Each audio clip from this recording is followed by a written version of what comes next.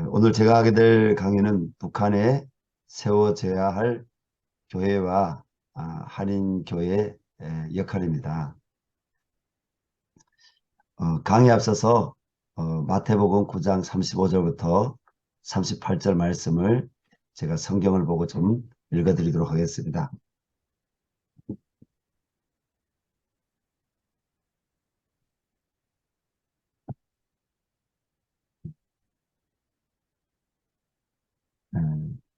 마태복음 9장 35절 예수께서 모든 도시와 마을에 두루 다니사 그들이 해당에서 가르치시며 천국 복음을 전파하시며 모든 병과 모든 약한 것을 고치시니라. 물을 보시고 불쌍히 여기시니 이는 그들이 목 잡는 양과 같이 고생하며 기진함이라. 이에 제자들에게 이르시되 추수할 것은 많되 일꾼이 적으니 그러므로 추수하는 주인에게 청하여 추수할 일꾼들을 보내주소서 하라 하시니라. 아멘. 교회가 해야 될 근본적인 사역은 어떤 사역이냐, 교회는 어떤 사명을 안고 있느냐, 이것은 많은 신학자들 또 많은 사역자들의 묵상이고 또 다양한 연구의 결과들이 있습니다. 그러나 우리가 성경의 텍스트를 떠난 어떤 교회의 본질, 교회의 사명에 대해서 우리가 말할 수는 없습니다. 아무리 유명한 학자라 할지라도 텍스트가 바로 본질이죠. 그래서 오늘 교회 사명, 교회 사역의 본질이 뭐냐? 예수님께서는 복음을 전파하시며 가르치시며 모든 병과 모든 약한 것을 고치셨다는 것입니다. 우리 한국 땅에 세워진 교회도 마찬가지고 중국 땅에 세워진 교회도 마찬가지고 일본 땅에 세워진 교회도 마찬가지고 또 여기에 들어와 계시는 미국 땅에 세워진 우리 한인교회들도 마찬가지고 본질은 교회는 복음을 전파하고 그리고 그 복음을 듣고 교회로 나온 한 영혼 영혼을 예수님의 말씀 제자들로 그들을 그들을 양육하고 세우는 사역 그리고 모든 약한 것과 모든 병든 것들을 고치는 우리가 볼 때에는 사회 약자들을 돌보고 또 질병 있는 자들을 위해서 기도하고 교회가 다양한 우리가 사회적 참여 우리 선교도 할 수 있죠. 사역도 할 수 있죠. 그러나 본질은 교회는 복음을 전파해야 된다는 거죠. 교회는 하나님 나라에 대해서 가르쳐야 된다는 거죠. 그래서 결국은 성도들의 궁극적인 목적은 하나님 나라가 돼야 되고 그리고 성도들은 예수님의 제자로 이 땅 가운데서 예수님이 전하셨던 그 복음 전파 사역을 계속적으로 감당을 해야 되는 거죠. 그런 의미에서 북한에 세워져야 될 교회가 어떤 교회가 돼야 될까? 또 우리 한인교회가 이 일에서 어떤 역할을 해야 될까? 저는 너무 좋은 중요한 강의를 오늘 맡아 하게 되는데 그러나 제가 하는 이 강의가 전부는 아니다. 이렇게 서론적으로 깔고 나눔을 하도록 하겠습니다. 중요한 오늘 마태복음 9장 38절에 예수님께서 말씀하십니다. 추수할 곡식은 많은데 추수할 일꾼이 없다. 그래서 주인에게 청하여서 추수할 일꾼을 보내달라고 기도해라. 이렇게 주님께서 말씀하고 있습니다. 2014년도에 할렐루야 교회에서 저희 통일소망선교회가 첫 북한 선교 복음 컨퍼런스를 열었습니다. 당시 현 할렐루야 교회 담임 목사님인 김승우 목사님 지금은 너무 저하고도 이렇게 개인적인 관계에서 너무 친분적으로 잘 아는 관계고 제가 또 존경하는 분이고 또 저희가 모시기도 하는 목사님이지만 그때는 그 목사님이 통일소망선교회가 어떤 단체인지 잘 모르는 상태에서 저하고 동역자인 할렐루야 교회 한 목사님한테 부탁드려서 김승우 목사님이 오셔서 잠깐 그 컨퍼런스 앞에서 축사를 하신 적이 있습니다. 그 축사의 내용 중에 결론은 뭐냐면 북한 땅에 주님의 교회가 세워져야 되고 그리고 우리는 그 준비한 일에 기도로든지 아니면 다양한 어떤 NGO 뭐 의료 선교 또 뭐 교육 선교 다양한 우리가 선교들을 준비해야 되고 우리가 북한 선교의 호술 같은 다양한 우리가 북한 선교 사역들의 영역들을 우리가 서로 인정하고 우리 함께 가야 된다는 거죠. 근데 결론은 북한의 교회가 세워져야 된다는 것입니다.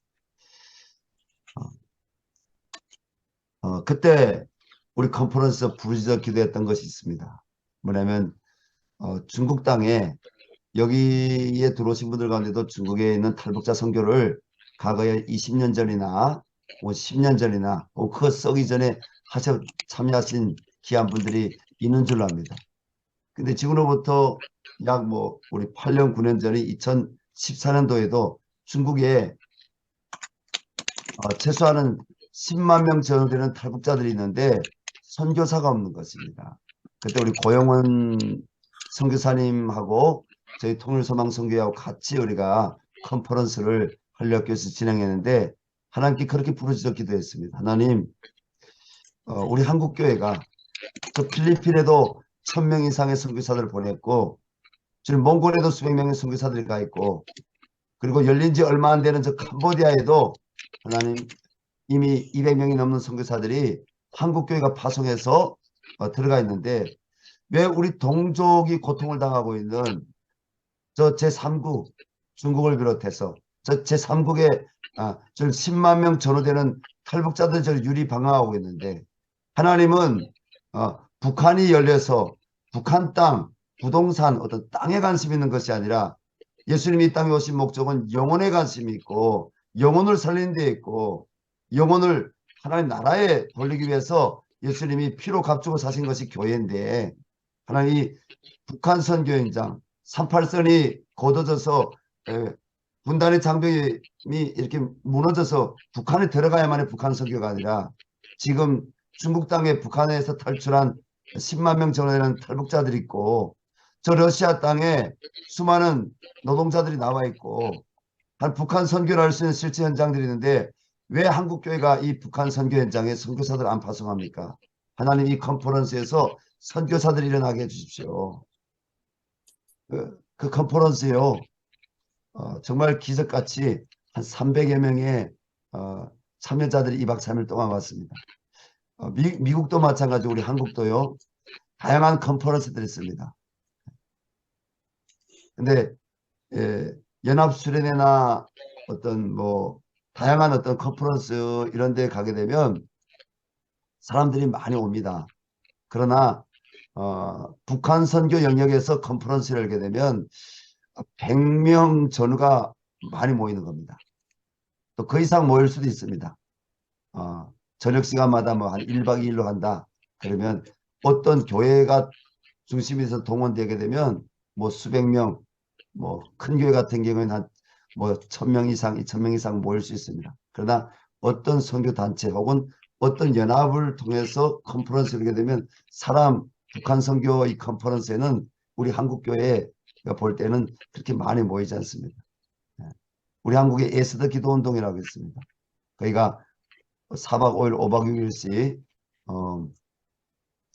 6일씩 지저스 암이라고 하지만 지저스 암이라는 그 컨퍼런스를 열지만 거기서 북한 구원을 위해서도 기도하지만은 주로는 이 대한민국의 페미니즘, 젠더, 반기독교적인 이런 문제들이 하나님 나라 영역에서 우리 한국교회가 일어나서 저지하고 그리고 이 문제가 우리 한국교회에서 우리 한국 땅에서 일어나지 않기를 위해서 그 일을 위해서는 정말 한 1000여 명 가까이씩 모여서 기도합니다.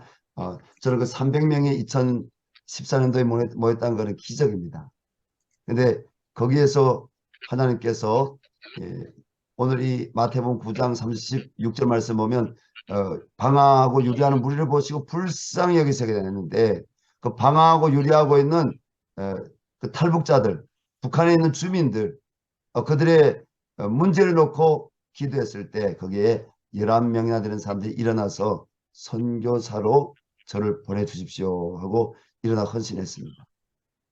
11명의 사람들이 앞으로 나왔을 때 하나님의 임재가 그곳에 가득했고 그 결과로 그 가운데 11명 훈련받은 중에 6명, 7명이 북한 선교 현장으로 그분들이 파송받아서 그 해에 해외로 다 나갔습니다. 장기 선교사. 동남아 여러 나라에 또 중국에 나갔습니다.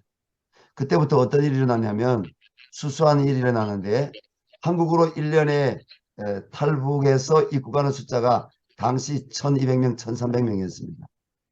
그런데 2013년도에 하나원을 통해서 조사한 바에 하면 1년에 들어오는 그 1200명, 1200, 1300명 중에 중국이나 혹은 기타 나라들에서 선교사들 혹은 현지 우리 제중동포 혹은 고려인 교회, 기타 이런 한인 해외 디아스포라 교회를 통해서 복음 듣고는 탈북자가 몇 명이느냐? 100명도 안 됐습니다. 100명도. 예. 그 1200명, 1300명 들어오는데 그런데 하나님께서 작은 통일소망선교회가 한국교회 기퉁이에서 디아스포라 교회 기퉁이에서 하나님께 불쌍히 여겨 주십시오. 하나님 저 북한 동포들을 불쌍히 여겨 주십시오. 우리 한국교회를 불쌍히 여겨 주십시오. 열려서 북한 선교가 아니라 하나님 앞문 옆문만 북한 선교가 아니라 저 뒷문으로 북한 땅은 아니지만 하나님께서 주기도문에 말씀하신 땅의 개념은 사람의 개념입니다. 사람들이 영원히 구원받는 겁니다. 북한 동포들이 저렇게 10만 명 전후대에서 나와 있는데 저들이 복음 듣지 못하고 방치하고 있습니다. 하나님 해외 필리핀, 몽골 그리고 캄보디아에도 이렇게 많은 선교사들 나가는데 이 북한 선교 현장에 선교사들 보내주십시오. 하나님의 마음이 울리셨고 또 하나님께서 그 선교사들을 일으켜 세워서 그 이듬해 2015년도부터 2016년, 17년도 매마다 통일소망선교회가 해외에서 100명 내지 150명의 사람들을 3개월 이상씩 양육을 해서 한국에 데려오는 그런 놀라운 은혜 역사가 일어났습니다.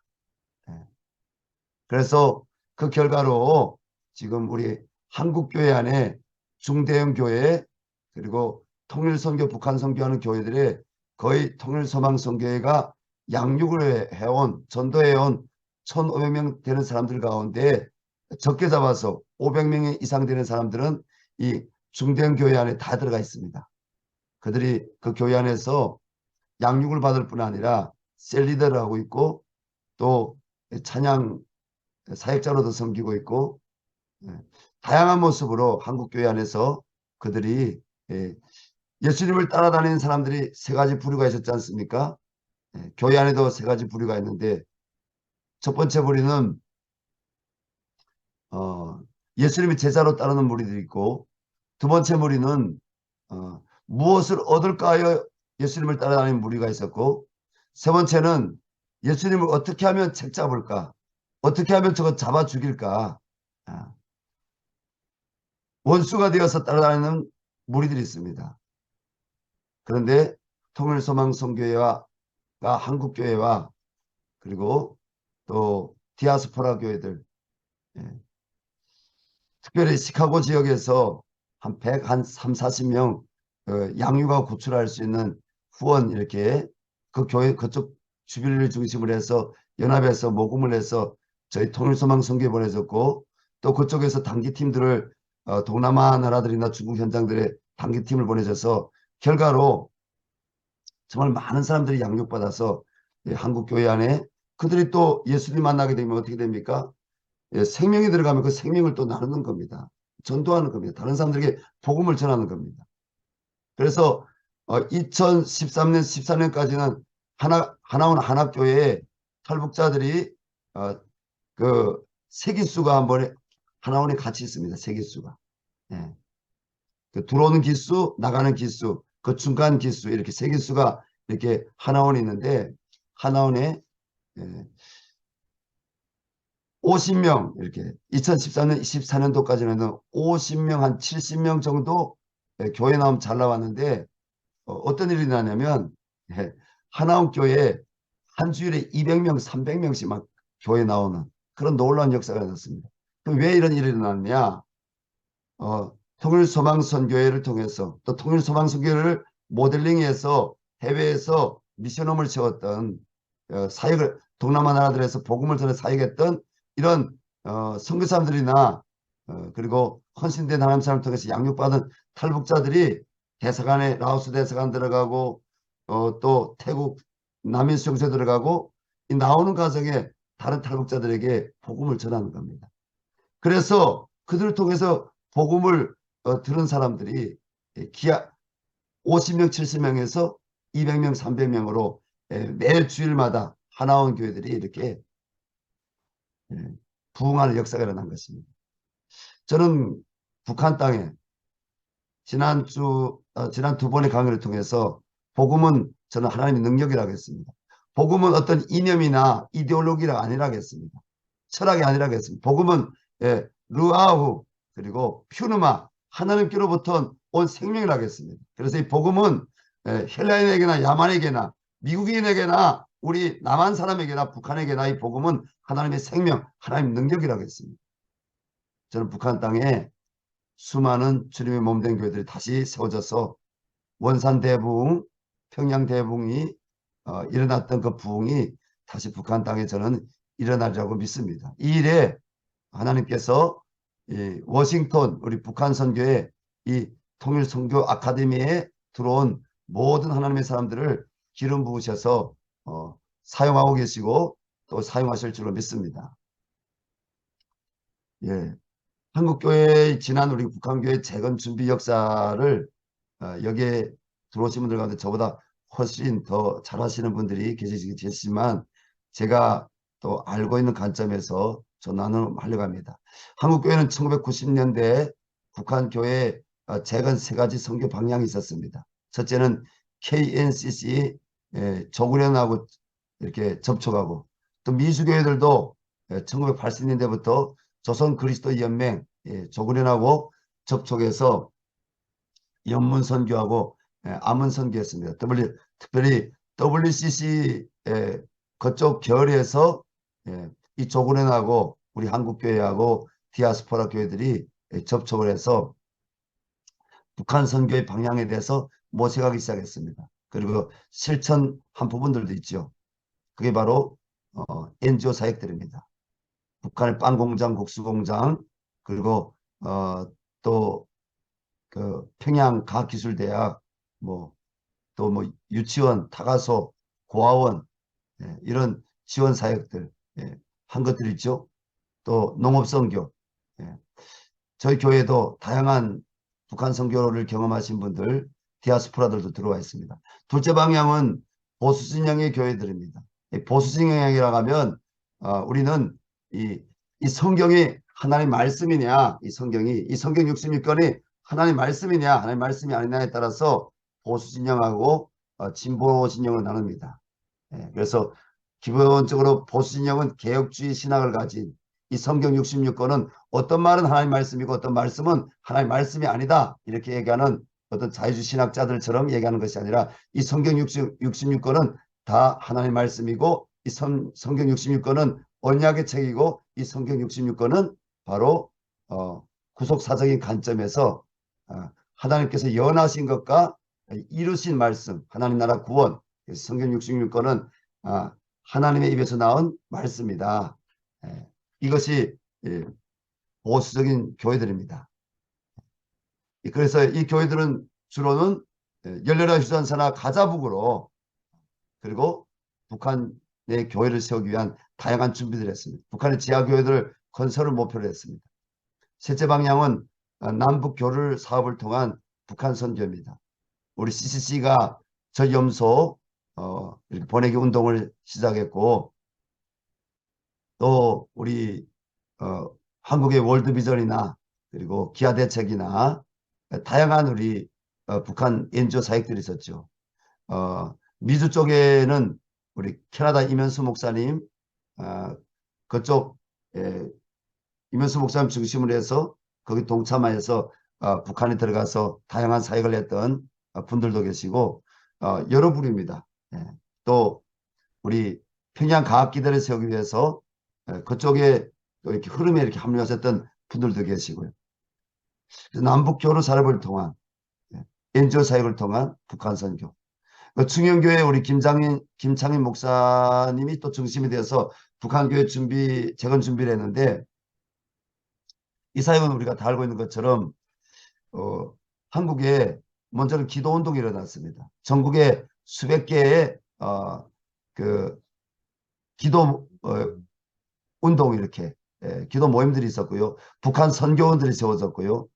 또 김창희 목사님이 평양 신학교를 세워서 그게 나중에 우리 예장 합동에 합류해서 그쪽 평양 신학교에서 공부했던 분들이 대체로는 합동이나 합신, 예, 이쪽에 가서 다 이렇게 목회자들을 되시고 선교사들을 되셨는데, 어쨌든 이 평양 신학교를 또 세워서 북한 선교를 준비했습니다. 그래서 백두산에 나무를 찍어서 그리고 대동강에 물을 길어서, 그리고 한라산에 뭐 이런 참 그때 뭐 노래들도 만들어지고, 수많은 분들이 그게 뭐 북에서 온 실향민이냐, 월남민이냐, 아니면 남쪽에서 태어난 사람이냐 상관없이 하나님께서 부르신 모든 사람들이 남북한을 초월해서 뜨겁게 이렇게 교파로 초월해서 이 북한 교회 재건운동 있었습니다. 그런 역사가. 그리고 한기총을 중심으로 해서 북한교회 재건 3원칙이 이제 만들어지게 됩니다. 첫째 원칙이 북한에 전도하고 교회 설립에 있어서 창구를 일어나야 한다. 그리고 둘째 원칙은 북한의 교파교회를 지향하고 단일 기독교단을 세운다. 셋째 원칙은 북한 교회는 자립적이고 독립적인 교회가 돼야 된다. 이런 슬로건 갖고 한기총에 북한 교회 재건, 그리고 북한 교회 세우기, 이런 그런 단체들이 만들어졌습니다. 그래서 북한에 무너진 3,000개 이상의 교회들이 주소록 가운데 약 2,080몇 개의 교회 주소록을 수집하기 시작했고, 그리고 그 각각의 교회들의 스토리가 어떤 스토리인지, 그리고 그 교회에서 섬겼던 주님의 일꾼들이 어떤 주님의 일꾼들이었는지, 이런 조사들이 그때 벌여졌고요. 교파를 초월해서, 그리고 한국교회에 북한이 열리면 각 한 교회가 북한이 열리면 가서 한 교회를 세우는 이런 운동들, 먼저는 벽돌 헌금이든지 어떤 헌금이든지 북한에 교회를 세울 수 있는 헌금들을 모으는, 제가 이 한국에서 그래도 지금 거의 뭐 제가 500개 한 700개 이상 되는 교회를 그동안 북한 선교를 위해서 헌신한 교회를 다녀본 것 같습니다. 많은 교회들이 어, 80년대, 70년대, 90년대 이 기간 동안 모아둔 돈들이 있습니다. 굴러다니는 장로님들이, 집사님들이, 권사님들이 굴러다니는 빈병을 모아오고, 또 파고초를 모으고, 그리고 휴지를 파지를 모아서 그런 것들을 가져다가 이렇게 그 팔고 모은 돈들.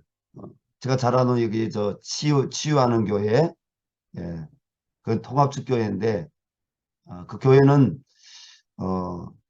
지금부터 한 15년 전에 벌써 수억 원을 모아놨더라고. 북한에 열리면 북한에 가서 교회를 세운다고. 그런 교회들이 많습니다.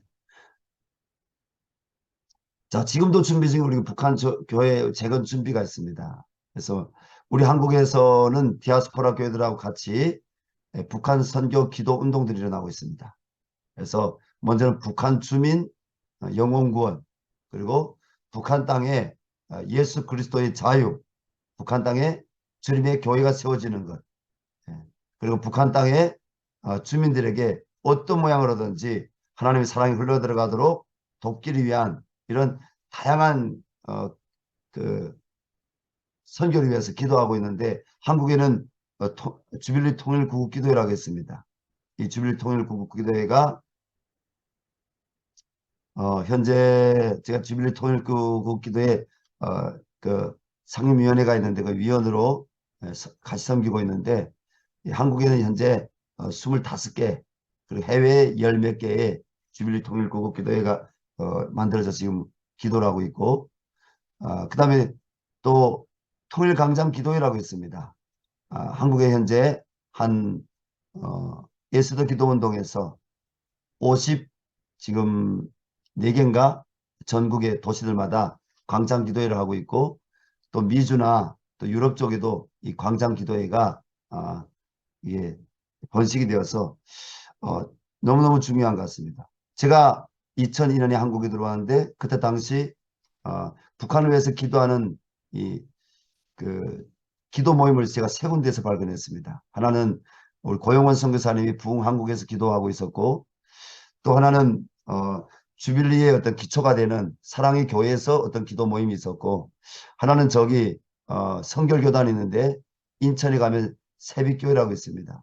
거기에서 또 초교파가서로 모여서 기도하는 기도 모임들이 있었습니다.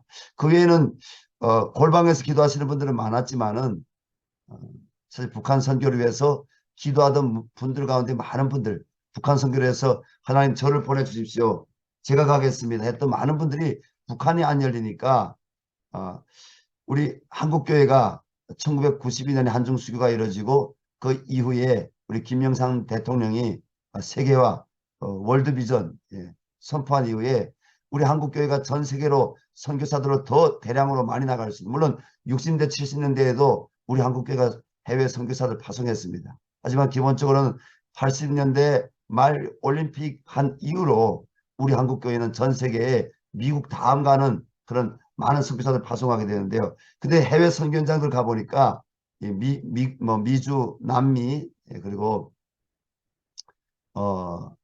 그 동남아 나라들 이렇게 선교 현장들 가보니까 북한 선교를 위해서 주님 나를 보내주십시오, 내가 가겠나이다 했던 분들이 많이 해외 선교사로 나갔더라고요. 북한이 안 열리니까 이분들이 해외 선교사들로 다 나가신 거예요. 그리고 한국교회 안에 골방에서 기도하시는 분들이 있었지만은 이때 당시까지만 해도, 제가 한국에 들어올 당시까지만 해도 아니 북한 선교 어떻게 해야 되지?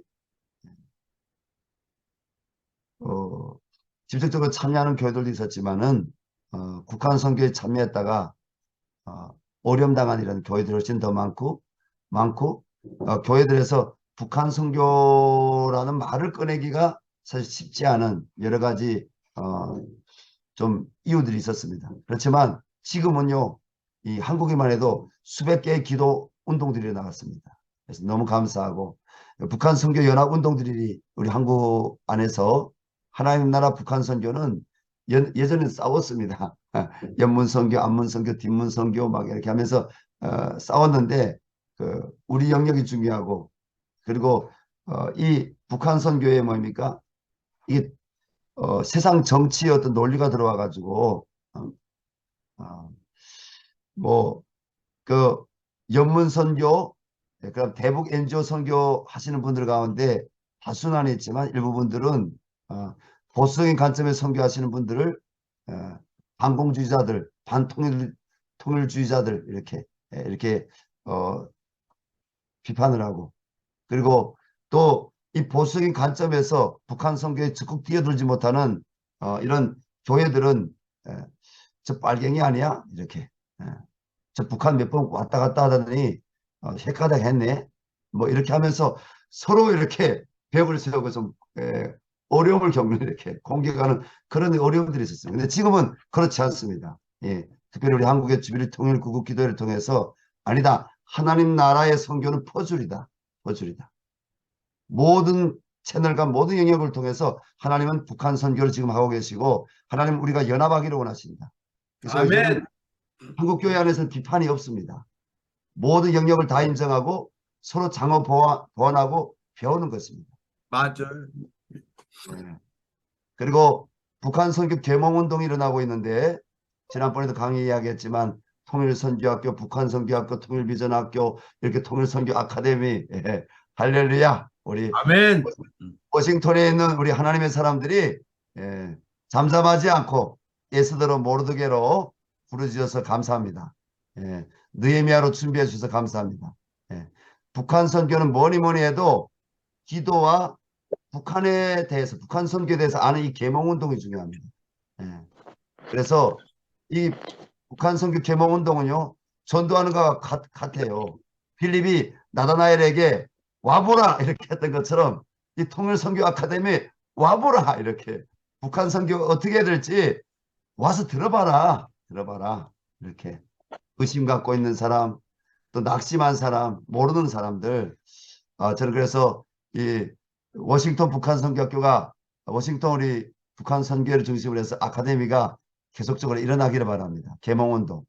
그리고 북한 선교 재건 비용 준비도 필요하죠. 예. 그래서 선교는 결국은 돈하고 연결된 거잖아요. 그래서 어떤 선교학자가 그런 이야기를 했더라고요. 선교사는 거룩한 거지다. 이렇게. 어, 선교사는 거룩한 거지다. 그 표현이 처음에는 제가 좀 거부스럽지만 나중에 제가 굉장히 마음에 들었습니다. 그래서 선교는 선교사는 거룩한 거지다. 이렇게. 예. 하나님 앞에 구해야 되는 거예요. 그리고 비용이 있어야 됩니다. 그리고 한국에는 지금 탈북민들 가운데 제가 하나님께 2004년도에 그런 기도한 적이 있습니다. 그때 당시에 탈북민들이 한국에 약 3,000명 가까이가 나왔어요. 2,000명 좀 넘었는데 하나님 우리 북한에서 온 우리 북한 이탈 주민 우리 탈북민들 가운데 한 10의 1조 하나님 10의 1조가 주님 선교사들로 하나님 신학생들로 목회자들로 준비되게 해달라고 10의 1조가 하나님 앞에 사명자들로 세워지게 해달라고 그냥 교회 다니는 사람들 말고요. 예. 하나님 앞에 헌신된 준비된 느헤미야 그리고 스룹바벨 같은 모세 같은 바울 같은 여기도 지금 빌립도 들어와 있고 바울도 들어와 있는데 우리 송바울 전사님 우리 같은 동양인인 것을 감사합니다. 우리도 그 11조에 들어가 있는 거예요. 그래서 이런 기도를 하는 가운데 하나님이 탈북민 사역자연합회에서 또 북한 기독교 청년합회로 지금 발전해서 지금 북한 기독교 청년합회는 한 120여 명 가량의 사역자들 들어와 있습니다. 여기 들어온 사역자들 말고 안 들어온 사역자들이 있는데 이런 사역자들이 또 바깥에 있습니다. 그래서 약 한 200명 가량이 지금 신학생이나 목회자가 됐습니다. 미주 쪽에도 수십 명 있는 걸 알고 있습니다. 예. 아마 군속교단까지 하면 한 300명이 넘지 않을까 그렇게 생각합니다. 어쨌든 여러 모양으로 이 북한 기독교 청년합회를 통해서 탈북민 목회자들, 신학생들, 선교사들이 지금 준비되고 있습니다. 북한 기독교 청년합회를 2번이었는데 그 다음에 저희 통일소망선교회 북한 교회 개척학교가 지금 열려서 저희는 지금 38주씩 해서 지금 총 38주 1학기 2학기 나눠서 지금 거의 뭐 대학원 이상 수준으로 북한교회 개척학교를 저희 선교가 진행하고 있는데 한국교회 지금 5개 6개 교단이 들어와서 함께 이 일을 지금 진행하고 있습니다. 그래서 여러분들이 나중에 기대해 주시기 바랍니다. 자, 북한 교회는 왜 세워야 하느냐? 북한의 교회를 세우는 것은 교회의 머리가 되시는 주님의 뜻입니다. 그리고 북한 교회를 통해서 제자를 삼는 지상명령을 주님은 이루시고자 하십니다. 하나님은 교회로 모인 성도들의 예배를 통해서 영광을 받으시고 개인과 가정, 지역과 나라, 민족을 변화시킵니다. 궁극적으로는요. 북한 선교뿐 아니라 모든 선교의 결론은 교회를 세워야 됩니다. 파라처치가 세워지면 안 됩니다. 로컬 처치가 세워져야 됩니다.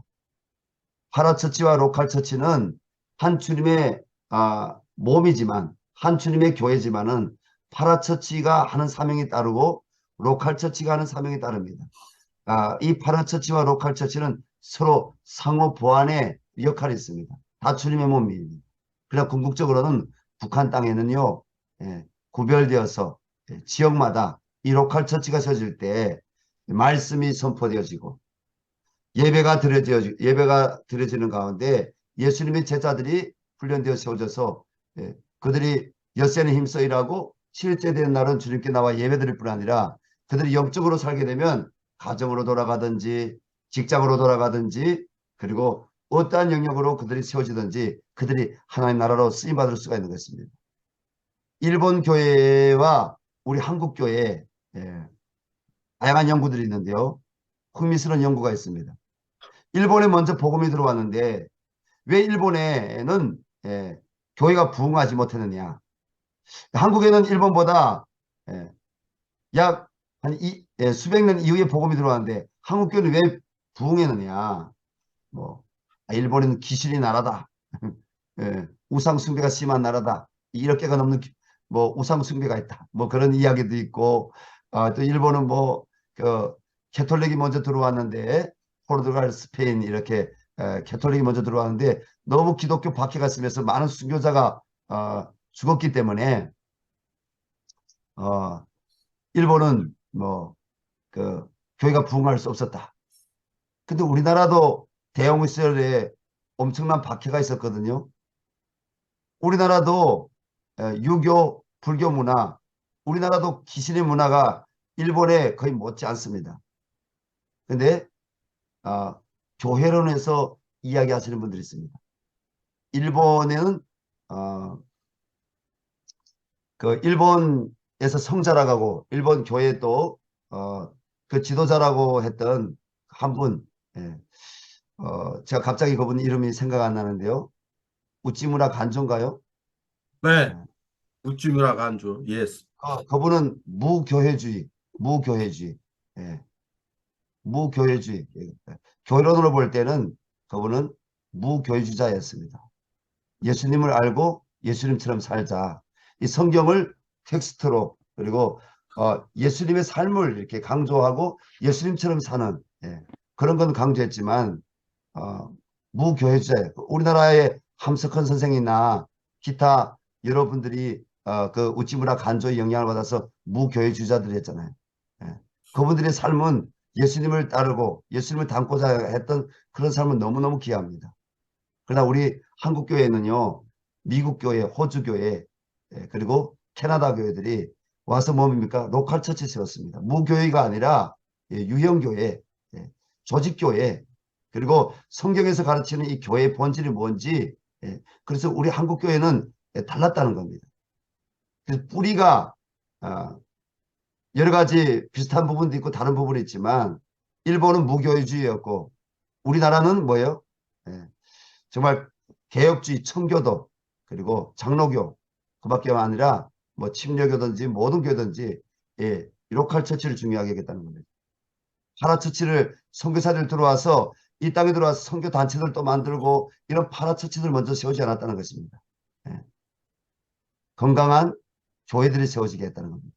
이게 일본 교회하고 우리 한국 교회의 부흥에 있어서 다른 어떤 원인으로 보는 그런 학자들도 있습니다. 저도 그런 사람 중에 한 사람이고요. 학자는 아니지만. 자, 그럼 북한 교회 왜 세워야 하느냐? 교회는 모든 것을 사랑으로 뛰어넘을 수 있는 영적 간섭 공동체입니다. 북한이 열리면 많은 문제들이 있습니다. 예. 많은 가정들이 깨어져 있고요. 많은 고아들이 유리방황하고 있고요. 그리고 예, 북한에 뭐 많은 정말 문화 사역들도 필요하고 많은 사역들이 필요합니다. 북한의 지금 현재 상태는 우리가 창세기 1장 말씀을 보는 혼돈하고 공허한 상태, 예, 무질서한 상태, 카오스, 무질서한 상태. 그 가운데 빛이 있으라씀에 빛이 있게 하셨고 그 빛이 뭡니까? 예수님의 사랑입니다. 그래서 교회는 이 모든 것들을 회복시킬 수 있는 하나님의 능력을 갖고 있습니다. 교회는 뭡니까? 교회는 모이는 모이기를 피하는 딴 자들 같이 하지 말고 교회는 뭡니까? 모여서 성찬을 하는 거예요. 성찬.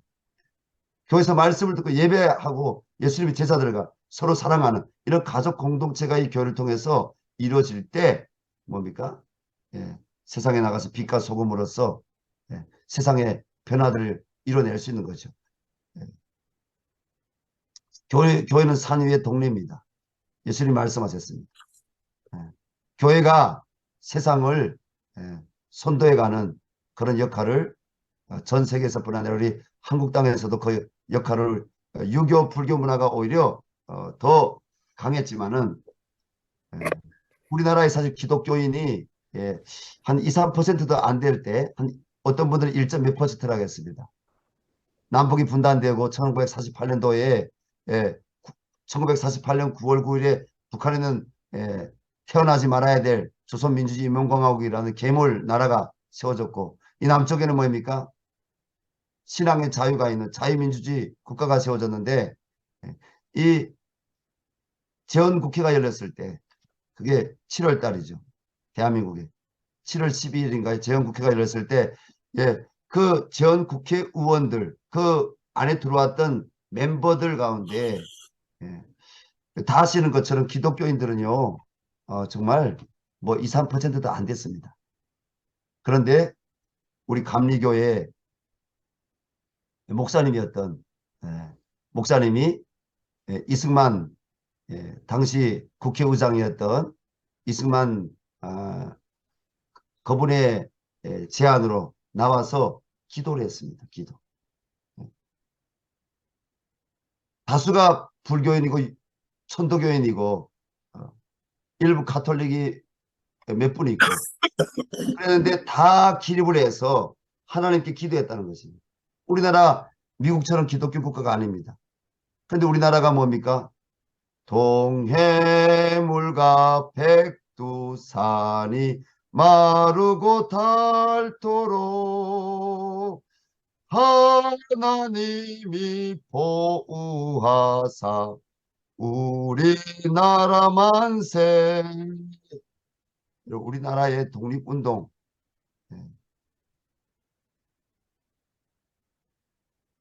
상해 임시정부를 중심으로 한 독립운동이든지 다양한 독립운동들이 있었습니다. 그게 지금 와서 역사학자들이 뭐게 보수나 진보냐 그 뿌리를 찾고 그분들은 찾아가지고 이렇게 가르려고 하지만 이 독립운동가들 가운데 지도자들 가운데 많은 분들이 기독교인들이었습니다. 그리고 우리나라의 정말 이 건국 시기에 어려울 때 많은 사람들이 미국에 유학 갔다고 합니다. 이승만 대통령이 2,000명의 사람들을 미국에 유학을 보냈다고 합니다.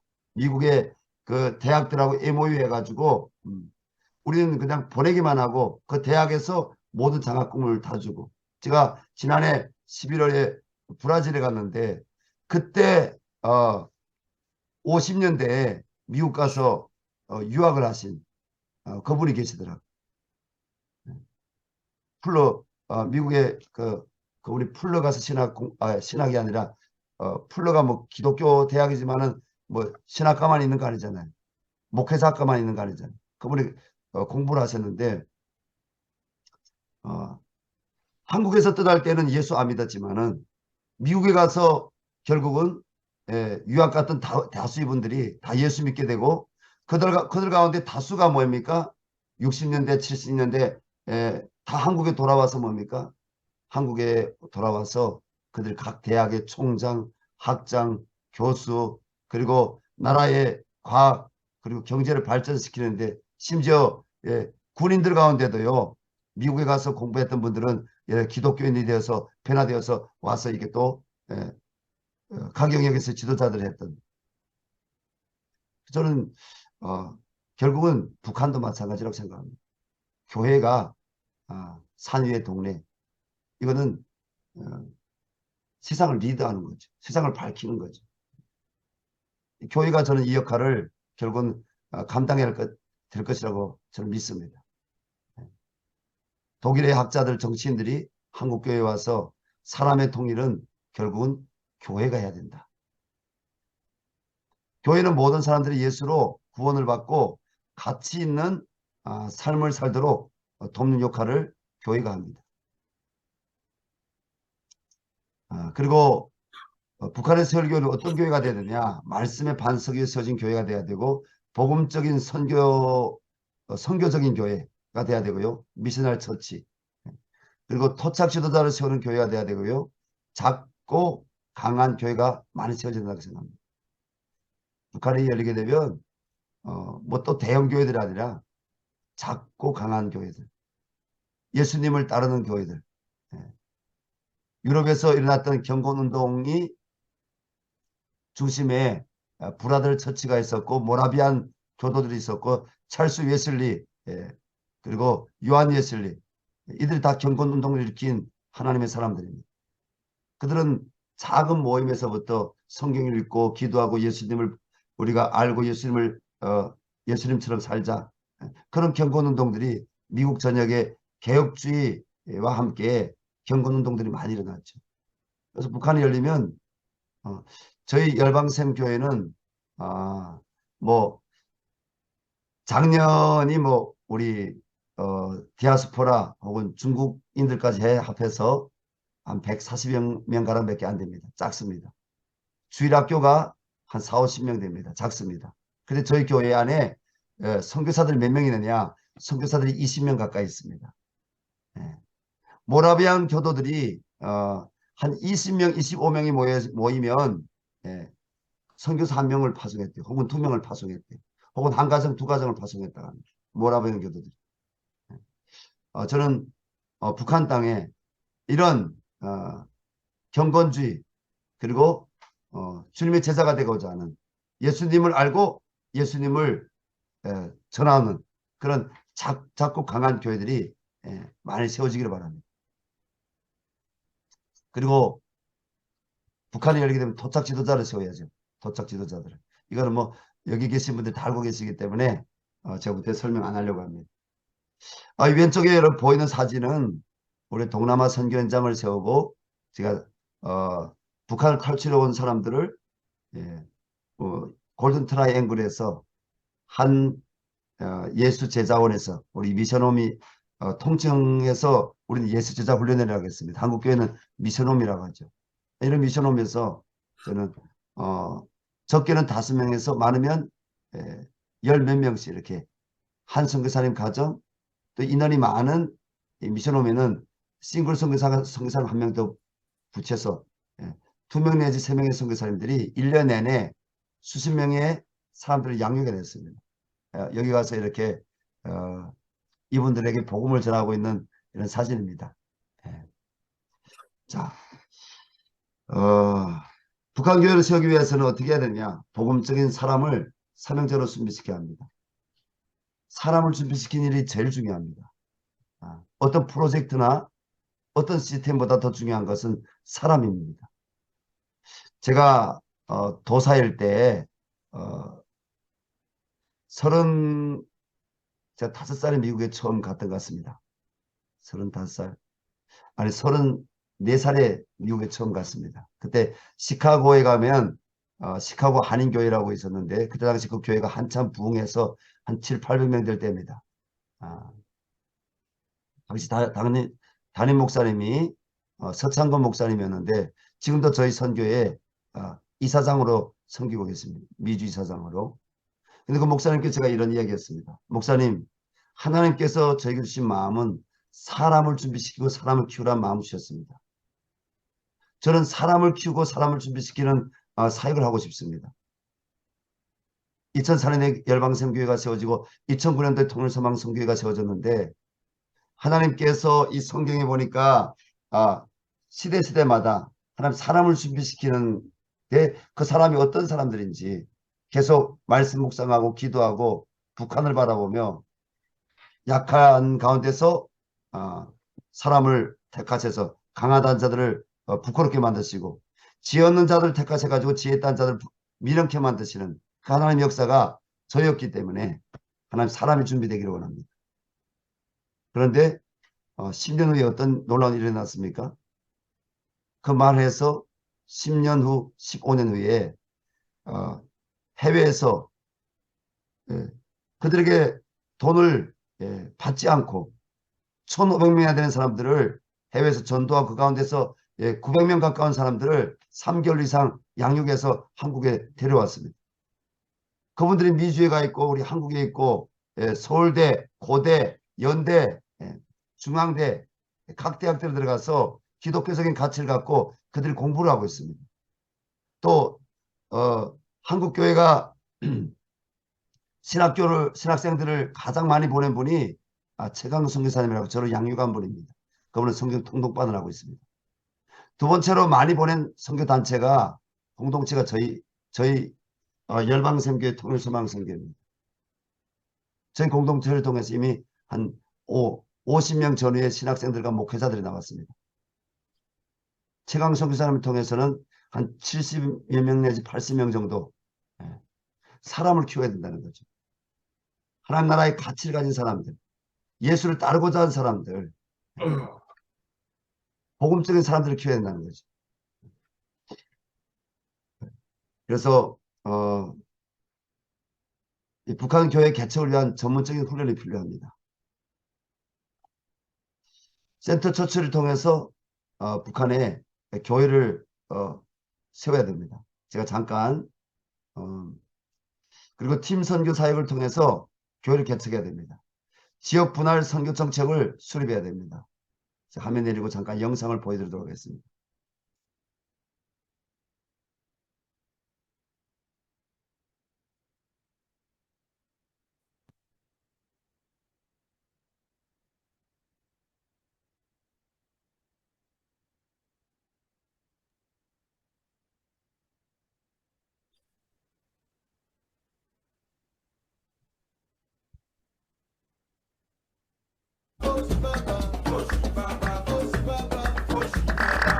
그래서 왔습니다.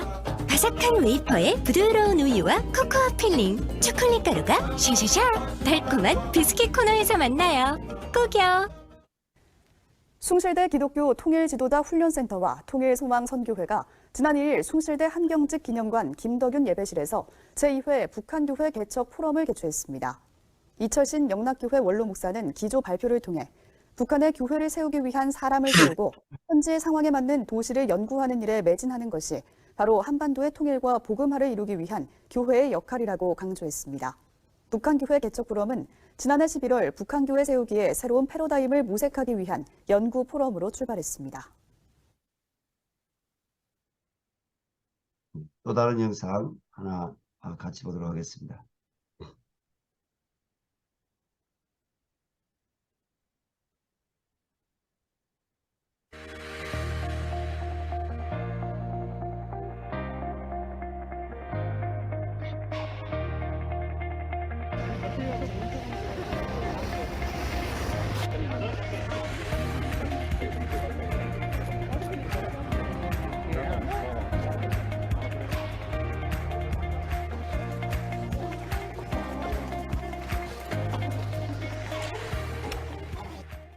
우리 그리스도인들, 우리 한국의 그리스도인들은 북한의 교회를 세우는 게 지상 과제입니다. 100여 년 전에는 외국 선교사가 우리나라에 와서 선교해줬고 우리가 그로 인해서 다 교회가 커졌지만 북한에 관한 거는 이제는 우리가 해야 됩니다. 그런 생각을 강하게 가지게 됐습니다. 그래서 이제 그때부터 좀 강한 생각을 가지게 됐는데 여러 가지 이론 신학을 공부하는 최종 결론이, 최종 목적이 복음을 전하고 교회 세우는 것이라는 것이 그게 최종 목적이라면 우리가 북한에 대해서 여러 가지 연구하고 사용하는데 그 최종 목적도 역시 북한의 우리 동포들에게 복음을 전하고 교회를 세우는 게 최종 목적일 수밖에 없다 하는 그런 생각을 가지게 되는 것이죠. 그런데 실질적으로 우리가 준비를 잘 갖추지 못하고 있는 것이 사실입니다. 저는 북한의 교회를 세울 때 가장 중요한 요소가 뭐냐? 첫째는 사람을 키우는 거고, 두 번째는 북한의 도시를 연구하는 거고, 세 번째는 어떻게 우리가 질서 있게 효율적으로 교회를 잘 세울까 정책을 마련하는 거고, 이 세 가지가 중요하다는 생각을 늘 가지고 있습니다. 가장 중요한 것은 우리 주님의 명령입니다. 마태복음 28장에 대리명, 사도행전 1장에 그 선교의 명령들은 있습니다만은 마태복음 16장 18절 말씀, 가장 중요한 말씀입니다. 우리 주님께서 이 반석 위에, 내가 이 반석 위에 내 교회를 세우겠다. 우리 주님께서 교회를 세우겠다고 하는 아주 강한 선포와 의지를 마태복음 16장에서 우리가 볼 수가 있는데, 그 우리 주님이 가지고 계신 말씀, 의지, 또 명령, 이런 것도 우리가 받아들이고 해야 될 것, 책임을 가지고 있는 거죠. 선교 역사를 공부하면 이제 복음화돼서 교회가 얼마나 왕성해지느냐 거기까지 끝나는 경우가 대부분이에요. 그래서 이제 늘 아쉬운 마음을 가지고 있었습니다. 제가 공부하면서도. 근데 이제 일반 사회학자들, 일반 역사학자들의 글을 읽어보면은 그 복음화됨으로써 그 나라가 어떻게 변했는지, 사람들이 어떻게 변하고 나라가 어떻게 변하는지 그런 것들이 이제 발견을 합니다. 그래서 이제 우리가 북한의 교회 세우기가 할 때는 교회 세우기에서 끝난 것이 아니라 그 교회를 세움을 통해서 우리 민족의 정신이 어떻게 변화될 것이냐, 나라가 어떻게 변화될 것이냐, 거기까지 보면서 늘 연구도 하고 사역을 해야겠다, 그런 생각을 가지고 있습니다. 제가 제일 중요하게 여기는 것은 복음 통일입니다. 우리 신앙의 선배님들은 민족 복음화를 부르짖고 그것을 위해서 힘을 썼습니다. 그분들은 일제 치하에 나라가 망했는데 사람이 인간답게 살아갈 수 없다는 걸 절감하고 경험한 분들이 있어요. 공산주의에서 무신론 독재 아래에서 인간다운 삶을 살아가고 신앙생활을 한다는 것은 불가능하다는 것을 절감하고 경험한 분들이 있어요. 그래서 민족 복음화, 뭐 정치하는 사람, 경제하는 사람은 다른 방법을 하겠지만 목사로서 교회로서는 이 민족 문화를 어떻게 살리느냐, 복음을 전해서 사람들의 정신을 변화시키고 그래야 이 민족이 살고 나라가 산다. 그런 생각을 강하게 가지고 민족 복음화를 부르짖었습니다. 복음 통일이라는 것은 민족 복음화의 연장선상에 있는 겁니다. 복음으로 남북한 민족의 정신이 변화돼야 우리나라가 산다. 한반도에 평화가 오고 우리나라가 살 수 있다. 그게 이제 복음 통일입니다. 그런데 복음 통일은 우리가 이렇게 표로 얘기할 때 이야기고요. 구체적으로 뭐냐? 구체적으로는 교회를 세우는 겁니다. 교회를 세워야 그 교회를 통해서 복음이 전파되고 사람들을 복음으로 변화시키는 일들을 하게 되는 것이죠. 남한에서는 건물에 2층, 3층에 교회 있고 뭐 이런 식으로 있다 보니까 교회를 세우는데 교회를 개척한다는 데 대해서 거부감이 굉장히 많습니다. 교회를 세워서 뭐 교인 모아가지고 교제 확장해가고 무슨 재정이 많아지고 그것이 권력이 되고 명예가 되고 이런 식으로 되니까 선교적으로 잘못하는 거죠. 교회를 세워서 하나님 나라를 세워야 되는데 하나님 나라를 세우는 것이 아니라 뭐 목사나 교인들이 어깨에 으쓱하려고 교회에 세우고 성장시키는 이런 생각을 가지게 되니까 이게 이 선교에 대한 오해를 가지고 있는 겁니다. 그래서 이제 교회를 세우는 데 대한 거부감을 가지고 있어요. 그런데 교회는 하나님의 백성의 공동체고 거기서 하나님 앞에 예배드리고 그 교회를 통해서 사람들에게 복음을 전하고 사람들의 정신을 변화시키는 것이 교회입니다. 지하교회 1세대, 2세대, 지금 현재 북한에서 신앙을 지키고 있는 분들, 그분들이 가장 중요한 분들이죠. 저는 그분들이 교회를 세울 때 주역이 되리라고 생각하고 있습니다. 국민 목회자들이 가장 먼저 앞장서서 들어갈 겁니다. 그런 생각을 가지고 저는 2,500만, 북한의 2,500만 인구를 기준으로 해서 2,000명당 100명이 출석하는 교회 하나씩을 세우면 좋겠다. 물론 이제 도시에 그보다 훨씬 더 큰 교회도 세워지겠지만 기본적으로 100명이 출석하는 교회를 2,000명당 한 교회는 있으면 좋겠다. 그러면 2,500만 인구의 그 인구를 계산해 보면은 12,500교회예요. 물론 이 숫자는 이제 우리가 더 다듬을 필요가 있습니다만 지역에 따라서 어떻게 세울 건가 그걸 좀 더 연구를 하고 다듬을 필요가 있습니다만 기본적으로 우리가 그런 생각을 가지는 게 좋겠다. 그러면은 북한에 있던 교회가 없어진 게 3,000교회니까 3,000교회 기준에다가 그 다음에 새로 세울 교회들 9,500교회에서 12,500교회를 우리가 목표로 삼아야 되겠다. 그런 생각이죠. 그리고 100명 교회당 목회자 1명, 사역자 10명은 우리가 준비를 해놔야 된다. 그러면 목회자가 12,500명 필요하고 같이 사역할 평신도 사역자는 12만 5천 명이 필요하다. 그걸 우리가 준비를 해놔야 된다. 사람 준비가 지금 굉장히 많이 필요하고 아무리 힘을 많이 써도 모자랄 그런 좀 준비라고 얘기할 수 있습니다. 그러면 이 교회들을 어떻게 세울 거냐? 마스터 플랜을 우리가 세울 필요가 있는데요. 교회 위치와 그 인구 규모를 감안해서 미리 좀 담당할 교회들을 약정을 하는 게 좋겠다. 저는 날마다 하나님 앞에 기도, 하나님께서 우리 민족 우리나라를 복음 위에 세워주십시오. 그리고 그렇게 설 때 우리 민족이 살고 나라가 살 수 있다. 그런 확신을 저는 가지고 있습니다. 하나님께서 우리 나라의 통일을 주실 줄 저는 분명히 믿고 있습니다. 그리고 그 통일을 이룰 때는 복음으로 통일되는 그런 나라가 되기를 기도하고 있습니다. 발제자가 제시한 대로 진행이 된다면 한국교회와 한인교회는 발전적으로 질서 있게 북한 복음화를 진행할 수 있을 것으로 기대해야 합니다. 저는 논찬자로서 목사님께서 인테리 중간에서 복음 통일의 구체적인 방법은 교회를 세우는 것이라는 것에 전적으로 동의합니다. 왜냐하면 북한 땅에 교회가 먼저 세워져야 사람이 변화되고 세상이 변화되며 그 땅에 민주주의가 이루어지기 때문입니다. 주님의 역사로 복음으로 세워진 교회는 음부의 권세를 이기고 세상을 변혁시킬 수 있는 힘이 있습니다. 한국의 최초의 교회가 세워진 지 19년이 지난 1903년 강원도 원산에서 미국 남감리의 로버트 하디 선교사가 인도한 사경회를 통해 원산 부흥운동이 일어났고 그로부터 5년 후인 1907년의 1월 평양 장대교회에서 열린 사경회에서 하디 선교사님의 설교와 그의 통해 자박으로 가능한 길선주 장로님의 회개로 시작하여 성령이 임하고 이 부흥운동이 전국으로 확산되는 일명 평양 대붕의 역사가 일어났습니다. 북한교회 세우기 준비에서 참된 회개가 일어나도록 원색적인 복음을 전할 수 있는 사역자를 준비시키는 것도 중요하다고 생각합니다. 북한교회 세미나에서 귀한 발전해 주신 존경하는 이철신 목사님과 숭실대학교 기독교 통일 지도자 훈련센터 그리고 이 자리에 함께 하신 모든 기관들과 하나님의 동역자들에게 감사를 드립니다. 그리고 이 세미나를 주관하신 크신 하나님께 영광을 돌립니다. 주의 교회를 통해 세상이 주를 보리라. 일어나라 아버지 사랑으로 아버지 능력으로 서로 하나 되어 그 빛을 비추라.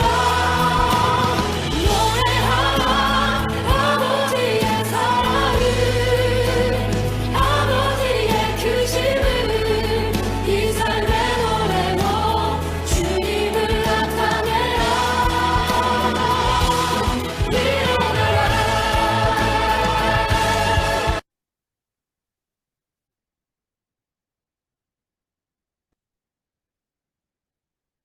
예.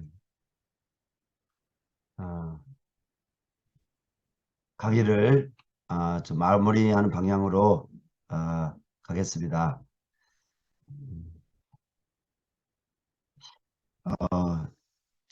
저희 선교회는 한국교회와 함께 다양한 지금 북한 교회 세우기 서밋 그리고 포럼, 세미나, 그럼 북한교회 개척학교 다양한 운동들을 함께 해가고 있습니다.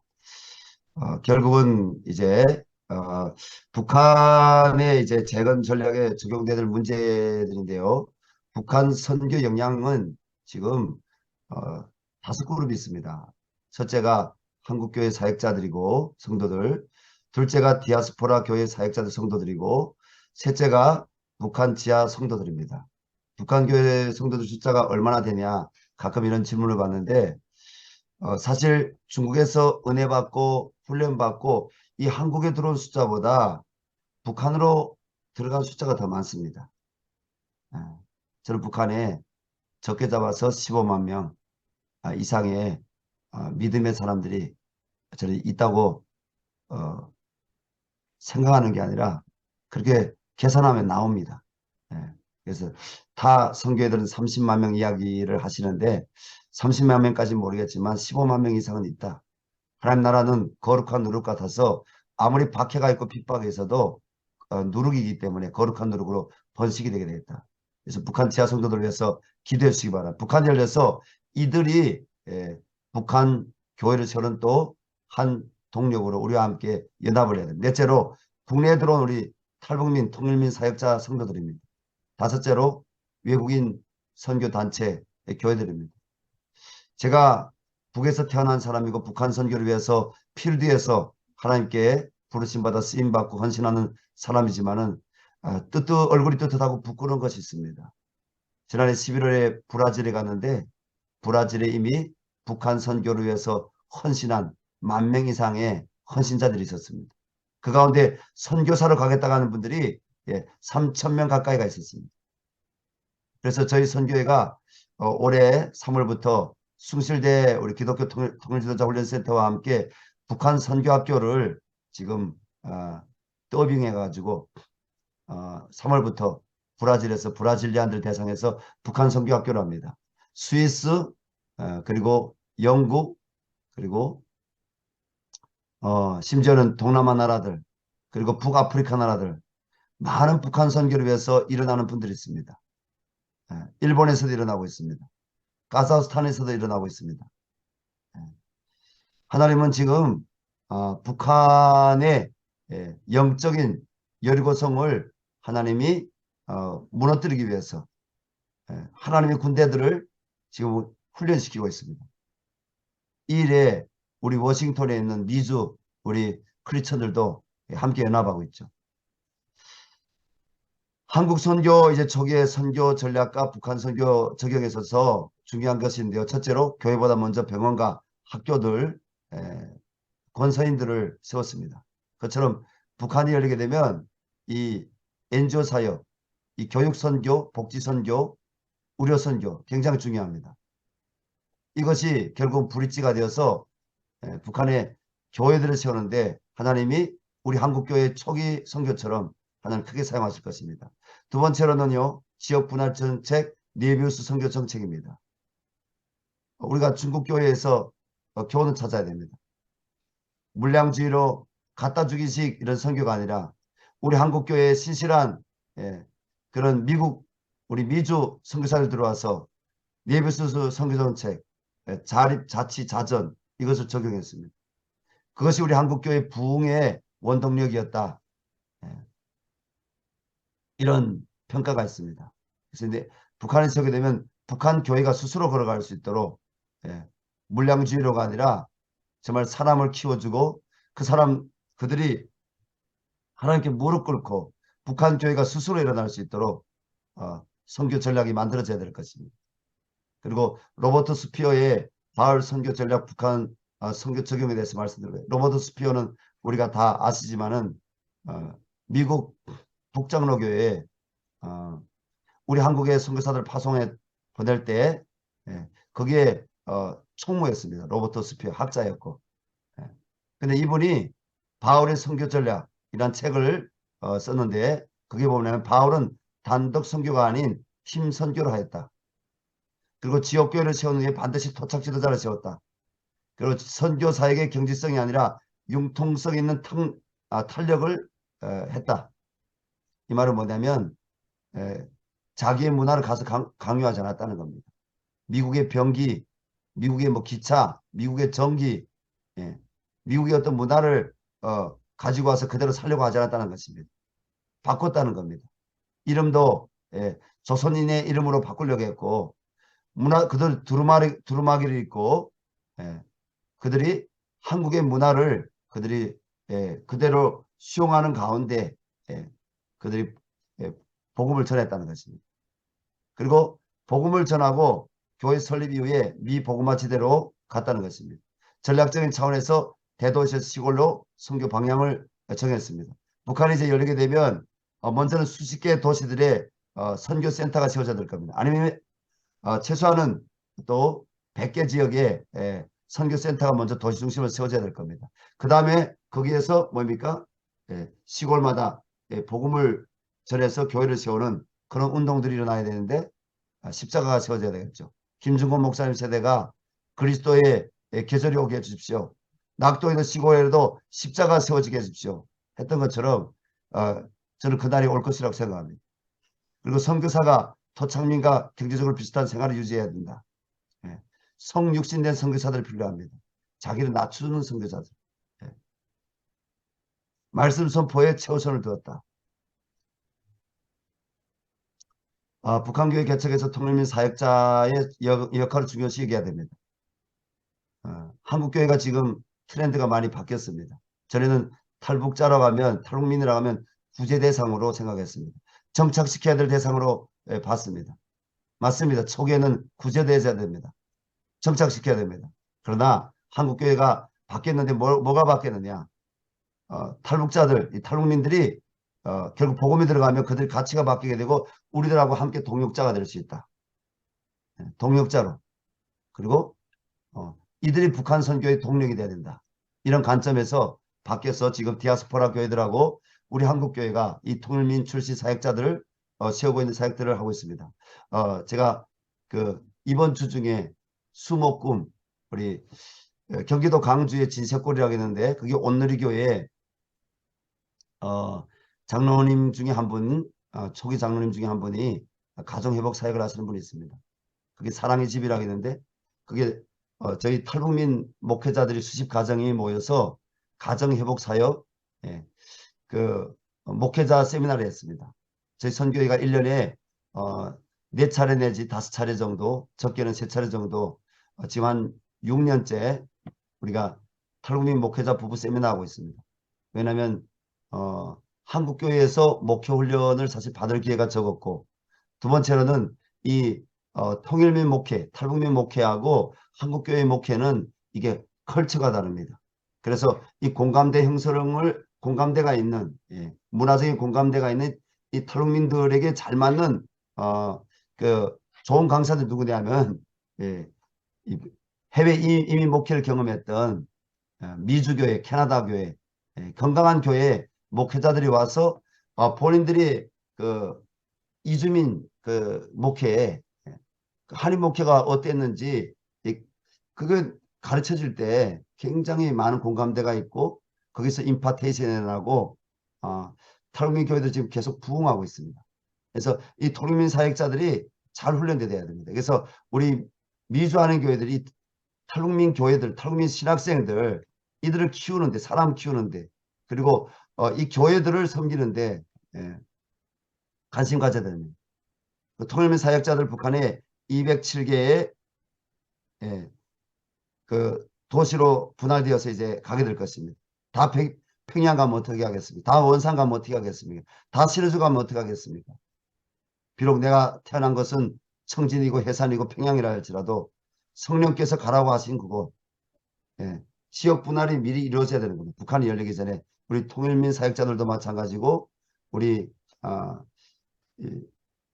지역 분할 정책이 있었지 않습니까? 우리 한국교회 초기 선교 전략에 있었어요. 미주교회들이나 우리 한국교회가 지역 분할을 해야 되는 거죠. 다 평양에만 가서 그 장대현 교회다 깃발을 꽂겠다고 하면 그 북한의 평양에 장대현 교회가 몇십 개가 생기겠는지 몇백 개가 생기겠는지 제가 저기 가늠이 안 됩니다. 우리 흩어져서 전국에 나가야 됩니다. 전국에. 그리고 한국교회가 통일민 사역자들을 위해서 기도하고 세워져야 됩니다. 통일소망선교와 북한교회 개척을 위한 이런 전략, 과정들을 준비했습니다.